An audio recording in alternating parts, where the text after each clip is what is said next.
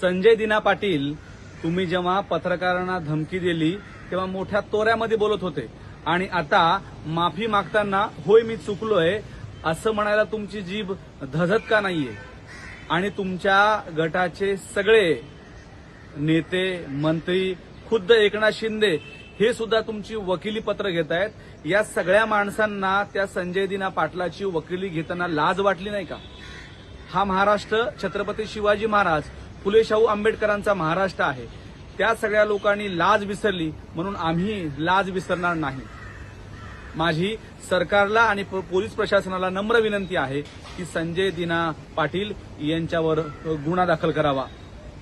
जोपर्यंत संजय दिना पाटील यांच्यावर गुन्हा दाखल होत नाही तोपर्यंत एकनाथ शिंदे यांच्या आणि संजय दिना पाटील यांच्या सगळ्या पत्रकार परिषदेवर आम्ही बहिष्कार घालू।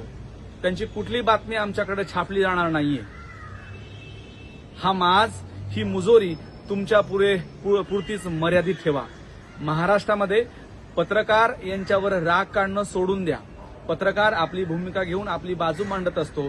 पत्रकार समाजाचं संवेदनशीलपण जपण्याचा सातत्याने प्रयत्न करत असतो। तुमचं जे काही चुकलंय, तुम्हाला जे कोणी शिवा घालतायत, तुम्हाला जे कोणी बोलतायत, तुम्ही त्यांच्या पुढे बोला। पत्रकारांना बोलण्याची हिंमत त्याच्या पुढे करू नका। आणि सरकार, पोलिसांना माझी नम्र विनंती आहे, यानंतर अशा पाटील यांच्यासारख्या वाचाळविळामध्ये जर कोणी आढळलं तर त्यांच्यावर तत्काळ गुन्हे दाखल करा, त्यांच्यावर कारवाई करा। जर हे केलं नाही तर आम्ही रस्त्यावर उतरू। पाटील यांच्या विरोधामध्ये जर तातडीने राज्य सरकारने भूमिका घेतली नाही, पाटील यांनी लेखी स्वरूपामध्ये होय मी चुकलोय असं म्हणत माफी मागितली नाही तर voice of media, VOM international forum राज्यभर आपला आक्रोश व्यक्त करेल।